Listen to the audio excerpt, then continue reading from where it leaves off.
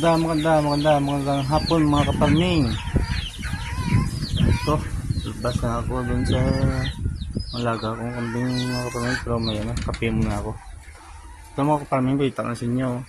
Ayan o, dito lang sa loob ng kubo ng mga laga meron ka lang maigulay. Ayan o, sa taas. Ayan o. Ito. Ano pa doon sa labas, dun sa poste kita yung likod ng ratilis yan. Poste dyan, marami din dyan. Kaso yung maikli, yung sanlangkal, pero ito maba ito. Hindi pa buo yan, mga 2 araw, mabuo yan, laki yan. Sunod, yun pa o, ang laklak o. Sunod, yung upo dito, marami din.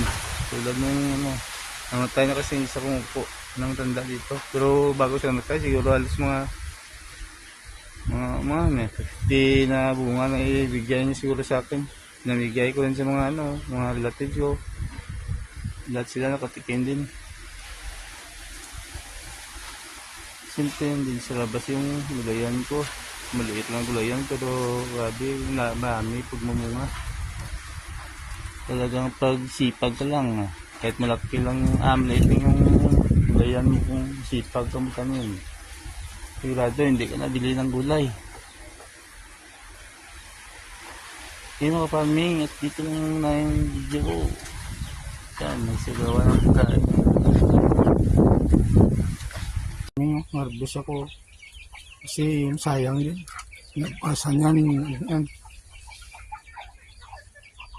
Laki na at pangit yung mas maganda kasi pagkanit ko lang ang sukat ng sitaw. Galing ko sa mother ko. Kanina umaga, harvest ako. Pura at saka sitaw. Sabi ko na bukasan akong harvest. Sabi ko sa atin ko bukas na harvest.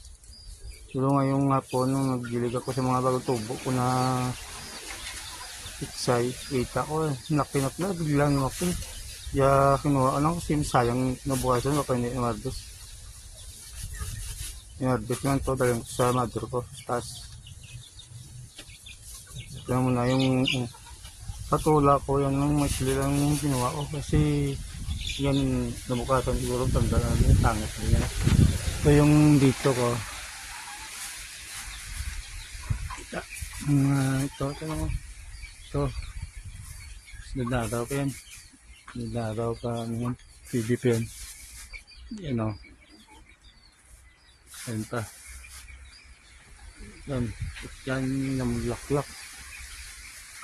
Yan pa mga namulaklak yan o. Yan nakita ba?